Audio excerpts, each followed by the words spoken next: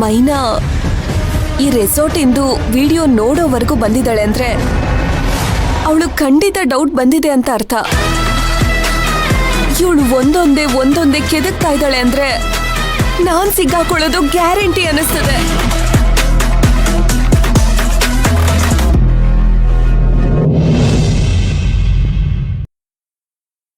ಮೈನಾ ಅವ್ರೆ, ತುಂಬಾ ಥ್ಯಾಂಕ್ಸ್. ಯಾಕೆ?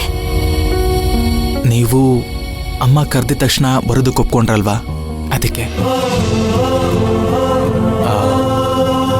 ನಿಜ ಹೇಳಬೇಕು ಅಂದ್ರೆ ನೀವು ನನ್ನ ಜೊತೆ ಮಾತಾಡ್ತಾ ಇಲ್ಲ, ನೀವು ನನ್ನ ಹತ್ರ ಏನು ಹೇಳ್ಕೊಳ್ತಾ ಇಲ್ಲ ಅಂತ ನನಗೆ ನಿಮ್ಮಲ್ಲಿ ತುಂಬ ಕೋಪ ಇತ್ತು. ಆದರೆ ನೀವು ಯಾವ ಕ್ಷಣದಲ್ಲಿ ಅಮ್ಮನ ಹತ್ರ ಬರ್ತೀನಿ ಅಂತ ಒಪ್ಕೊಂಡ್ರೋ ಆಗ್ಲೇ ನನ್ನ ಕೋಪ ಎಲ್ಲ ಮಾಯ ಆಗ್ಬಿಡ್ತು. ಮೈನಾ ಅವ್ರೆ, ನನ್ನಿಂದ ಏನಾದರೂ ತಪ್ಪಾಗಿದ್ರೆ, ನೀವು ನನ್ನ ಮೇಲೆ ಕೋಪ ಇದ್ರೆ, ಬೇಜಾರಿದ್ರೆ, ಏನೇ ಇರಲಿ, ನೀವೇನಾದರೂ ಬೈಬೇಕು ಅಂದರೆ, ಕೋಪ ತೋರಿಸ್ಕೋಬೇಕು ಅಂದರೆ ನನ್ನ ಮೇಲೆ ತೋರಿಸಿ, ನಮ್ಮಮ್ಮನ ಮೇಲೆ ಯಾವತ್ತೂ ತೋರ್ಸಕ್ಕೆ ಹೋಗಬೇಡಿ, ಸರಿನಾ? ತುಂಬ ನೊಂದ್ಕೋತಾರೆ.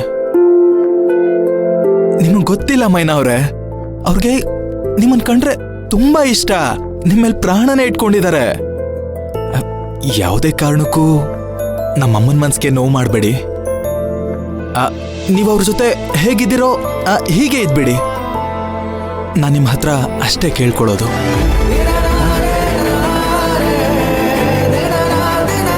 ಇನ್ನೊಂದ್ಸಲ ತುಂಬ ಥ್ಯಾಂಕ್ಸ್.